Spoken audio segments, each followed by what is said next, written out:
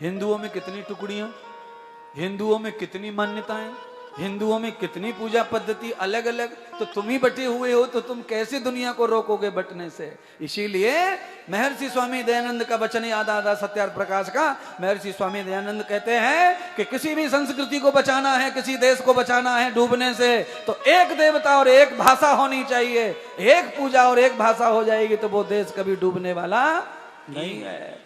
अनेक भाषा, अनेक पूजा, अनेक देवता, अनेक फलाना, अनेक पद्धति, फिर महाराज लड़ाई होगी आपस में, फिर ये देश रहने वाला।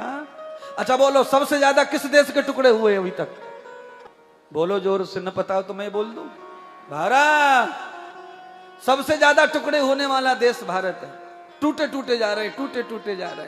कितने देश के टुकड़े हो रहे भारत के? भारत देश से मलेशिया, इंडोनेशिया, ये सब भारत से बने हुए। बोला, बर्मा से लेकर पेरिस से सब भारत से बने हुए। क्यों हो गए टुकड़े? इसीलिए हो गए टुकड़े क्योंकि पूजा पद्धति अगर एक नहीं है तो ये टुकड़े होंगे। आज नहीं तो कल होंगे, क्योंकि देश और समाज भगवान के पूजा पद्धति से ही चलता है।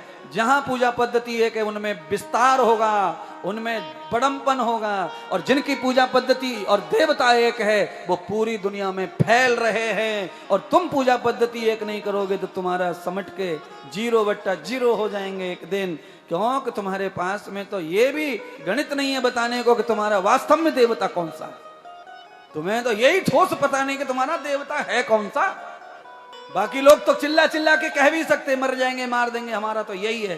पर तुम्हारा ये नहीं है। यहां उल्लू सीधा नहीं हुआ तो उधर, उधर नहीं तो उधर, उधर नहीं तो उधर, उधर नहीं तो उधर, न जाने कहां कहां उल्लू सीधा करने के लिए भटकते रहते हो। पर कहीं भी ठोस गारंटी नहीं है कि तुम्हारा देवता है कौन सा। कैसे लड़ोगे आगे चल के? तुम्हारे बच्चे तो नास्तिक हो रहे हैं, उन्हें तो कक्का किकी भी नहीं पता राम का और कृष्ण का। वो तो इंजीनियर बन गया, बस अपने आप को न जाने क्या समझता है। तुम्हारा बच्चा तो नौकरी में लग गया है किसी कंप्यूटर कंपनी में, तो वो अपने आप को न जाने क्या समझ रहा है। एक कार खरीद लिया, फ्लैट खरीद रहा है, उसी में फटा मर रहा, मरा ही जा रहा, मरा ही जा रहा है। उसे राम चाहिए ना कृष्ण चाहिए? उसे कथा नहीं चाहिए, उसे भजन नहीं चाहिए। अरे आगे चल के तेरी औलाद से सवाल किए जाएंगे, दूसरे सवाल करेंगे तो तू क्या बताएगा? तेरा भगवान, तेरा पूजा, तेरा साथ क्या है? तब लूट लेगी दुनिया तुमको। जब हमें अपना इतिहास मालूम नहीं होता तो फिर हम ठगे जाते हैं, फिर हमें कोई डूबने से बचा सकता नहीं है। इसीलिए तुम और तुम्हारे बाल गोपाल कहीं भी टिको, एक जगह ठोस बनो, गारंटी का माल बनो, तब जाके तुम कह पाओगे कि हम सनातन हैं, हम हिंदू हैं, हम आर्य हैं, हम राम की वंशज हैं, हम कृष्ण के वंशज हैं, हम कश्यप के वंशज हैं, हमारा गोत्र फलाना है, ठिकाना है। गोत्र मालूम नहीं रहता तो पंडित जी एक ही शब्द बोल के फ्री हो जाता है, कश्यप बोल दो, सबको कश्यप ने पैदा किया है, खेल खत्म। कैसे होगा उद्धार ऐसा? इतना कहने से हम कह दें, मान लें तो कैसे उद्धार होगा? हमें ठोस माल पता चलना चाहिए।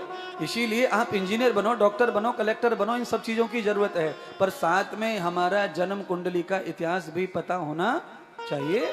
क्योंकि अब वो ब्राह्मण नहीं रहे जो तुम्हारा हिसाब रखते थे पहले रजिस्टर में, तुम्हारी कुंडली रखते थे, पत्रिका बनाते थे, तुम्हारी डाटा रखते थे, वो खत्म हो गया। अब काशी में भी नहीं मिलते वो पंडित जी, तुम्हारी डायरी खोल के तुम्हें बता देंगे तुम फलाने काम के, तुम्हारा दादा वो, परदादा वो, तुम्हारा फलाना वो, तुम्हारी जाति ये, तुम वहां से वहां गए, वहां से वहां गए, वहां जाके तुम ऐसे हो गए, वहां जाके तुम वो हो गए, यहां से वहां हो गए। अब कौन बोलो? पूरे पंडाल में एक ही आदमी कह रहा है कि हमारो तो लिखो है काशी में। अब तेरो लिखो है, तू मर जाएगा तो तेरे बलक ने पता है कहाँ लिखो है, कहाँ लिखो है। खत्म, कल खत्म हो जाएगा। मरने के बाद बच्चों को पता नहीं है तो कुछ फायदा नहीं है। अच्छा सुनो, एक और आखिरी, 15 किलो सोना अगर पापा जी दबा के मर जाए बिना बच्चों को बताए तो वो सोना बच्चों को कभी प्राप्त होने वाला नहीं है। ऐसे ही सोना दबा के मत मर जाना। अपना इतिहास, अपने पूर्वजों का इतिहास, अपने रामकृष्ण का इतिहास, ब्रह्मा विष्णु महेश का इतिहास, अपने बाल गोपाल को बता के मरो।